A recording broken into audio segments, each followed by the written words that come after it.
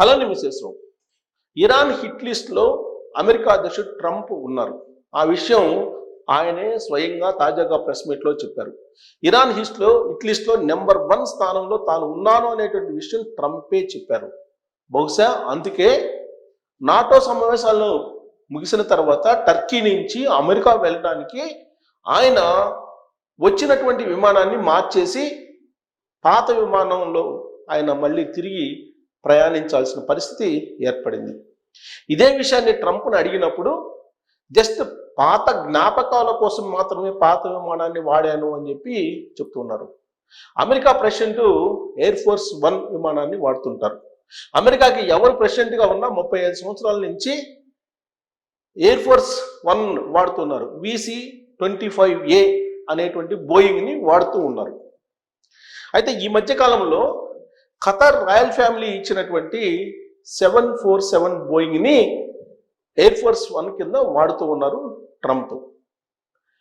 అయితే దానికి గతంలో అమెరికా ప్రెసిడెంట్లో వాడినటువంటి పాత విమానానికి ఎన్నైతే ఫెసిలిటీస్ ఉన్నాయో అంతకన్నా ఎక్కువగానే ఉన్నాయి, అత్యాధునికమైనటువంటి సౌకర్యాలు. కానీ యాంటీ మిజైల్ సిస్టమ్ అనేది లేదు. యాంటీ మిజైల్ సిస్టమ్ అడ్డుకునేటువంటి యాంటీ మిజైల్ సిస్టమ్ అనేది లేకపోవడంతో ఒకవేళ గనక టర్కీ నుంచి ప్రయాణం చేస్తే అది ఇరాన్ సమీపంలో నుంచి ఆకాశ మార్గాన్ని వెళ్ళాలి, ఇరాన్ సరిహద్దుల్లో నుంచి. సో ఇరాన్ టార్గెట్లో ఉన్నారు కాబట్టి, హిట్ లిస్ట్లో ఉన్నాడు కాబట్టి ట్రంప్ ప్రమాదం ఏర్పడుతుంది అనేటువంటి ఉద్దేశంతో సీక్రెట్ ఏజెన్సీ అధికారులు పాత విమానాన్ని టర్కీ నుంచి బ్రిటన్ వరకు తీసుకెళ్లారు. బ్రిటన్ నుంచి మళ్ళీ కొత్త విమానంలో అమెరికాకి వెళ్ళాడు ట్రంప్. పాత విమానం కొత్త విమానానికి తేడా ఏంటి? పాత విమానంలో ఏవైతే ఫెసిలిటీస్ ఉన్నాయో అవి ఉన్నప్పటికీ కూడా రక్షణ పరంగా పాత విమానమే ఎక్కువగా యాంటీ మిజైల్స్ని అలాగే అణు బ్లాస్టింగ్స్ని వీటన్నిటిని తట్టుకోగలదు అని చెప్పి చెప్తూ ఉన్నారు. కొత్త దాంట్లో అత్యాధునికమైనటువంటి ఫీచర్స్ ఉన్నాయి, అత్యాధునికమైనటువంటి సౌకర్యాలు ఉన్నాయి. అలాగే డిజైన్ కూడా గతంలో మీరు చూస్తే కనుక ఎయిర్ ఫోర్స్ 1కి అమెరికా అధ్యక్షులు వాడేటువంటి దానికి లైట్ బ్లూ కలర్ ఉంటుంది డిజైన్.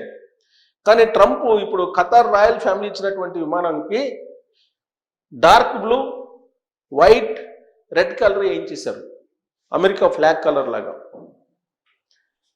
అసలు ట్రంప్కి ఆయనకు ఓన్గా ఒకటి ఉంది, 757 బోయింగ్. దాంట్లో 43 మంది ప్రయాణించవచ్చు. 2016 ఎన్నికల సందర్భంగా ఆయన ప్రచారానికి దాన్ని వాడారు. ఆ తర్వాత లూసియానాలో పడేశారు దాన్ని. దాంతో ఇంజన్లు పాడైపోతే మళ్ళా రోల్స్ రాయిస్ కంపెనీకి సంబంధించిన ఇంజన్లని అమర్చి దానికి ఇంటీరియర్స్ అన్నీ కూడా ఖరీదైన చేపించి దాన్ని కూడా వాడుతున్నాడు ఆయన. ప్యూర్ గోల్డ్ 24 క్యారెట్స్ గోల్డ్ తోటి తయారు చేసినటువంటి ఇంటీరియర్స్ ఆయన సొంత విమానంలో ఉన్నాయి. ట్రంప్ సొంత విమానంలో 43 మంది దాంట్లో ప్రయాణించవచ్చు.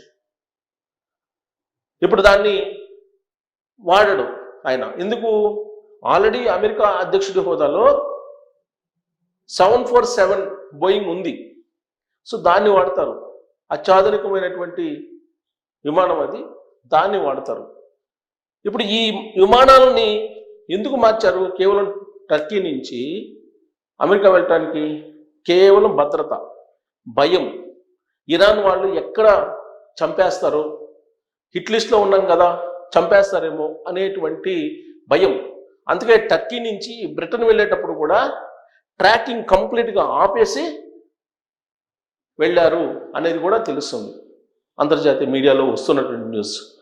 అది మరి రక్షణపరమైన జాగ్రత్తలు సీక్రెట్ సర్వీస్ ఏజెంట్స్ తీసుకున్నారా, లేదంటే ఇరాన్ వాళ్ళు టార్గెట్ చేశారని పక్కా సమాచారం ఉంది కాబట్టి ఆ విధమైన జాగ్రత్తలు తీసుకున్నారనేది బయట రావాల్సి ఉంది. కానీ ట్రాకింగ్ కూడా ఆపేసి ఆ విమానాన్ని బ్రిటన్ తీసుకెళ్ళి బ్రిటన్ నుంచి మళ్ళా కొత్త విమానంలో అమెరికా వెళ్ళారు. అంటే ఇరాన్ అంటే భయపడుతున్నారు. దానికి కారణం ఏంటి? గత 24 గంటల నుంచి అమెరికా సైన్యం ఇరాన్ మీద బాంబుల వర్షం కురిపిస్తుంది, మిజైల్స్ వేస్తుంది, డ్రోన్స్ ప్రయోగిస్తుంది. ఇరాన్లో ఉండేటువంటి నౌకలన్నింటినీ దిగ్బంధించింది. మొత్తం హార్ముజ్ చుట్టూ ఉండేటువంటి ఓడరేవులన్నింటినీ దిగ్బంధించింది గతంలో మాదిరిగా. అలాగే ఆయిల్ని విక్రయించేటువంటి లైసెన్స్ని రద్దు చేసేసింది ఇరాన్కి అమెరికా. దీంతో ఇరాన్ తిరగబడింది. ఇరాన్ కూడా దాదాపు అమెరికా స్థావరాలు 85 స్థావరాలని టార్గెట్ చేసిందని చెప్పి అంతర్జాతీయ మీడియాలో వస్తుంది. హోరాహోరీగా యుద్ధం జరుగుతుంది. ఐఆర్జీసీ అమెరికా స్థావరాలను టార్గెట్ చేస్తుంది. ఖతార్లో ఉన్నటువంటి స్థావరాలని, గల్ఫ్లో ఉన్నటువంటి, ఒమెన్లో ఉన్నటువంటి, అలా మొత్తం చుట్టుపక్కల ఉన్నటువంటి గల్ఫ్ ఏరియాలో ఉన్నటువంటి మొత్తం అమెరికా స్థావరాలని టార్గెట్ చేస్తుంది ఇరాన్. ఇలాంటి ఉద్రిక్త పరిస్థితుల నడుమ నాటో సమావేశానికి హాజరయ్యాడు ట్రంప్. ఈ నాటో సమావేశాలకి రావడానికి ముందే ఇటలీ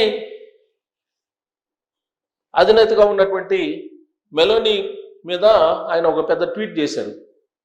మెలోనీ ఎంతో ఆప్యాయంగా, ప్రేమగా, వ్యామోహంతో తనను చూస్తున్నట్టుగా ఒక ఫోటోని క్రియేట్ చేశారు. ఏఐ ఫోటోని క్రియేట్ చేసి దాన్ని ట్రూత్ ఖాతాలో ఒక క్యాప్షన్ పెట్టి ఆయన విడుదల చేశారు.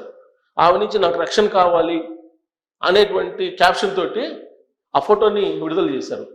ఆయన టర్కీకి నాటో సమావేశాలకి వచ్చేటప్పుడే ఆ నాటో సమావేశాల్లో పాల్గొనేటువంటి ఇటలీ అధినేతని కించపరిచేలా ట్వీట్ చేసి వచ్చాడు. వెళ్ళేటప్పుడు భయంతో వెళ్ళిపోయాడు. దీనికి కారణం ఏంటంటే యుద్ధం. అటు ఇరాన్కి అమెరికాకి మధ్య యుద్ధం జరుగుతూ ఉంది. ఖచ్చితంగా రివెంజ్ తీర్చుకుంటామని చెప్పి ఇరాన్ సైన్యం చెప్తుంది. ఐఆర్జీసీ అమెరికా మీద రివెంజ్ తీర్చుకుంటాము అని చెప్పి. ఈ యుద్ధ తీవ్రత కనుక మరింత పెరిగితే రాబోయేటువంటి రోజుల్లో ఆ ప్రభావం ప్రపంచంలో ఉన్న అన్ని దేశాల మీద పడే అవకాశం క్లియర్గా కనిపిస్తూ ఉంది. దీని అంతటికీ కారణం అమెరికా అధ్యక్షుడు ట్రంప్ అనాలోచిత చర్యలు అనేది నేనంటామో లేదా మీరంటామో కాదు, అమెరికా పౌరులు అంటున్నారు. గతంలో ఏ అమెరికా అధ్యక్షుడికి పడిపోనంత గ్రాఫ్ ట్రంప్కి పడిపోయింది. కేవలం 24% పీపుల్ మద్దతే ఉంది ఆయనకి. దాదాపుగా 76% పీపుల్ ఆయన నాయకత్వం వ్యతిరేకిస్తూ ఉన్నారు.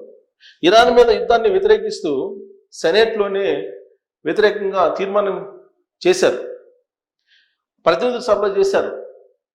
అసలు ప్రతినిధుల సభకి, సెనేట్కి పర్మిషన్ లేకుండా మీరు ఎందుకు యుద్ధానికి దిగారు అని కూడా ఆయన నిలదీసింది. అయినప్పటికీ కూడా ఆయన ఇరాన్ మీద యుద్ధానికి మళ్ళీ వెళ్ళారు అని అంటే అమెరికాలో ఉండేటువంటి పౌరులే ఇరాన్ మీద యుద్ధం కారణంగా అమెరికా భారీగా నష్టపోయిందని చెప్పి వాళ్ళు చెప్తూ ఉన్నారు. అయినప్పటికీ ఈయన తగ్గట్లేదు.